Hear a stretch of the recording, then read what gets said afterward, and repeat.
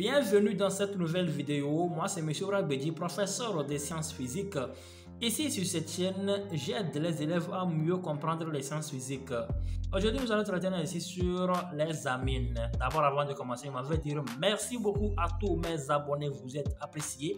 Et si vous qui regardez cette vidéo actuellement, vous n'êtes pas encore abonné, abonnez-vous, activez la cloche de notification pour ne rien manquer de mes prochaines notifications. Et j'espère qu'à la fin de cette vidéo, vous n'en sortirez pas blanc-oeil. Sans plus tarder, commençons. Exercice 3.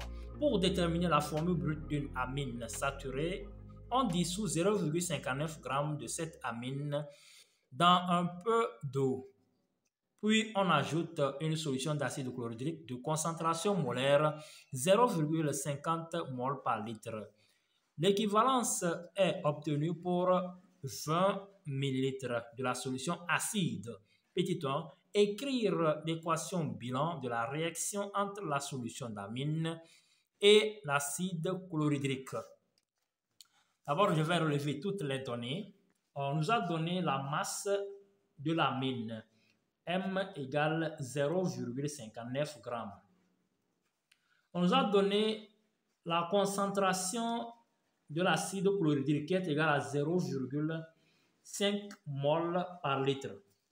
On nous a donné ensuite le volume à l'équivalence, 20 ml. Maintenant, petit 1, équation bilan de la réaction. Voilà, entre l'acide, entre l'amine et l'acide chlorhydrique. Donc, ça fait R-NH2 plus HCl, ce qui nous donne R-NH3 plus Cl-.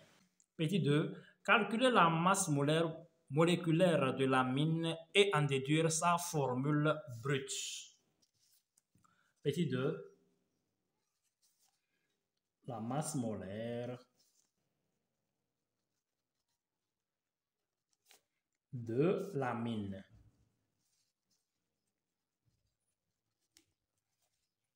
Voilà. Ici, nous savons qu'à l'équivalence, la quantité de matière de l'amine est égale à la quantité de matière de l'acide. Donc, N-amine égale à N-acide. Donc, au niveau de la quantité de matière de l'amine, nous avons la masse molaire, la masse sur la masse molaire qui est égale à la concentration fois le volume. Voilà, pour l'acide, bien sûr. Donc, la masse molaire sera égale à la masse sur la concentration fois le volume.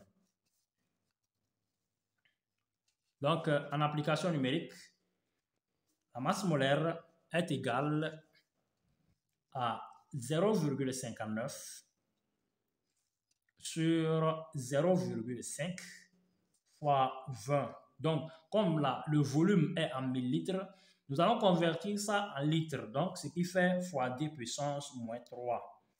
Voilà. Maintenant,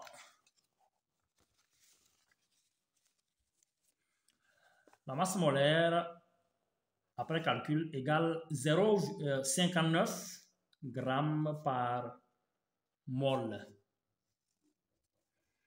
Maintenant, la formule brute de l'amine.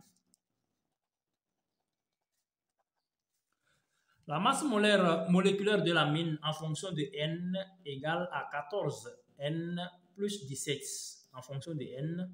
Donc, ce qui est égal à 59 grammes par mol. Voilà. Maintenant, nous allons terminer petit n. Donc, 14N égale 59 moins 17. N égale 59 moins 17 sur 14. Tout calcul bien fait nous donne N égale 3. Donc, comme nous connaissons maintenant le nombre d'atomes de carbone, nous allons écrire la formule brute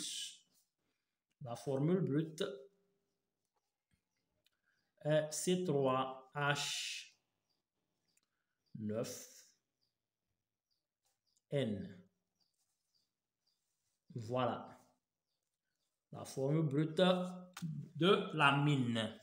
Maintenant, la question numéro 3.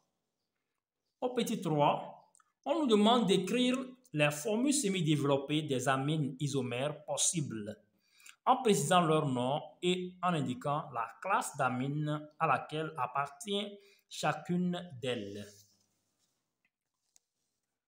Petit 3.